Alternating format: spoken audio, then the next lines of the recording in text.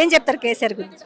నిజంగా ఎక్కడ చూసినా కూడా కొట్లాడి తెలంగాణ తీసుకొచ్చినటువంటి ఒక జాతిపితగా ఇవాళ అన్ని గ్రామాలలో కూడా ఒక పండగ వాతావరణంలో కేసీఆర్ గారి జన్మదిన జరుపుకుంటున్నటువంటి పరిస్థితి.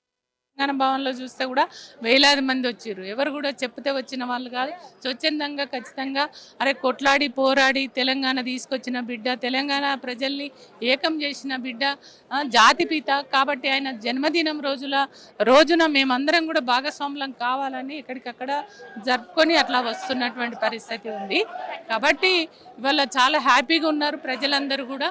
కానీ దీన్ని కూడా ఇవాళ అధికార పార్టీ జీర్ణించుకుంటలేనటువంటి పరిస్థితి ఉంది.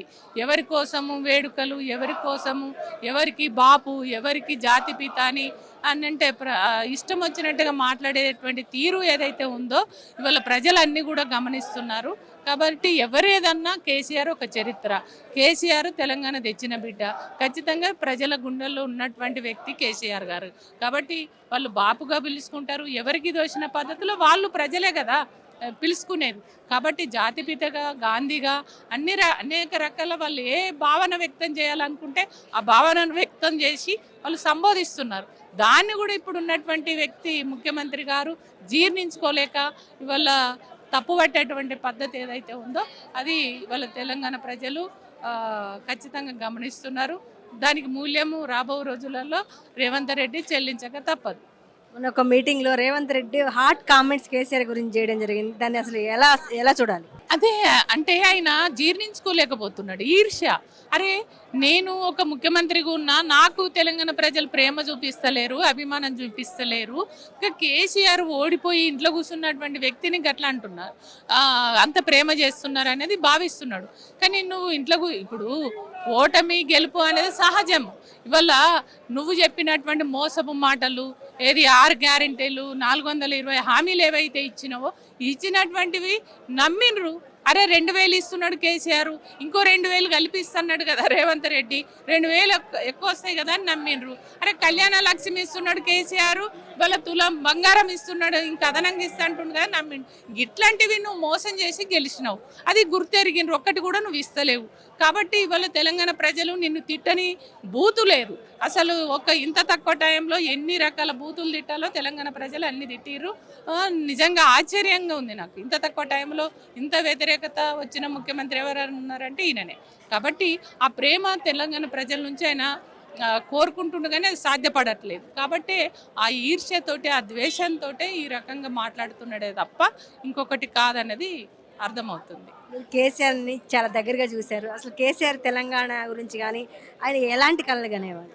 నిజంగా అంటే అప్పుడు ఉద్యమ టైంలో చాలా రకాల అప్పుడు సమైక్య పాలకులు అరే తెలంగాణ వస్తుందా, వీళ్ళు తెలంగాణ తెస్తారా, తెలంగాణ వస్తే వీళ్ళకి పరిపాలన చేయేస్తుందా, అరే ఇది ఇడ్లీ చేయడం మనమే నేర్పినాము, పప్పుచారు అంటే సాంబార్ నేర్పడం మేము నేర్పినాము, వీళ్ళకి వంటలే చక్కగా రావు, వీళ్ళకు ఇది భాషన, మన భాషను కానీ మన యాసను కానీ మన సంస్కృతిని మన కళలు ఎప్పటికప్పుడు వాళ్ళు కించపరిచేవాళ్ళు, అవహేళన చేసేవాళ్ళు.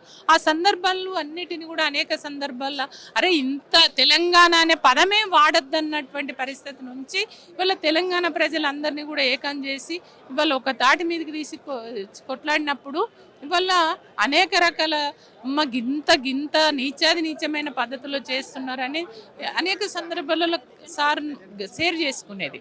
కానీ షేర్ చేసుకునేది మనం అధైర్యపడద్దు, ధైర్యంగా ఉండాలి అని చెప్పేసి అంటే ఎట్లా జనంలోకి పోవాలి, ఎట్లా వాళ్ళని ఏకం చేయాలి, సగం అంటే వివిధ పార్టీలలో అన్ని పార్టీలలో ఉన్న వాళ్ళ గొంతులు ఒకటి కావాలి తెలంగాణ కోసం.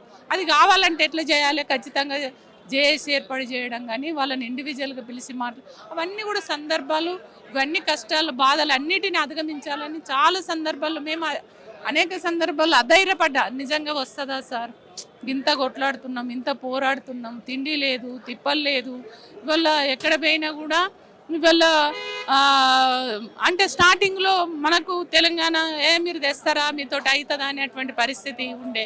మీరు అధైర్యపడకండి, ధైర్యంగా ఉండండి, ఖచ్చితంగా తెలంగాణ వస్తుంది, తెలంగాణ వస్తుంది, వచ్చి తీరుతుంది. మనం తెచ్చుకోకుండా మనం వదిలిపెట్టే పరిస్థితే లేదనేటువంటి ఒక ధైర్యాన్ని సార్ ఇచ్చేది.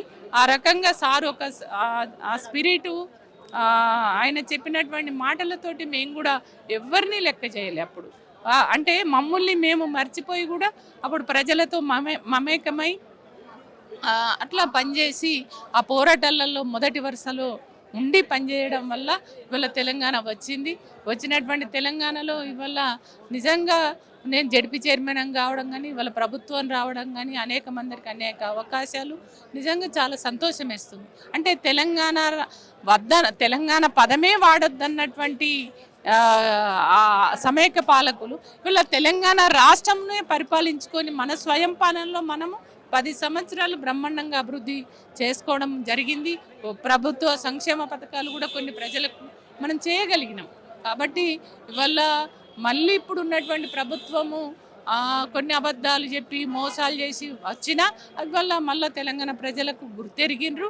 ఖచ్చితంగా రేపు రాబో రోజులలో మళ్ళీ మా కేసీఆర్ కావాలనే దాంట్లో భాగంగానే మొన్నటి మున్సిపల్ ఎన్నికలు కావచ్చు, సర్పంచ్ ఎలక్షన్లలో కావచ్చు, ఇవాళ బీఆర్ఎస్కు సంబంధించినటువంటి ఓటు బ్యాంకే చాలా పెరగడం జరిగింది.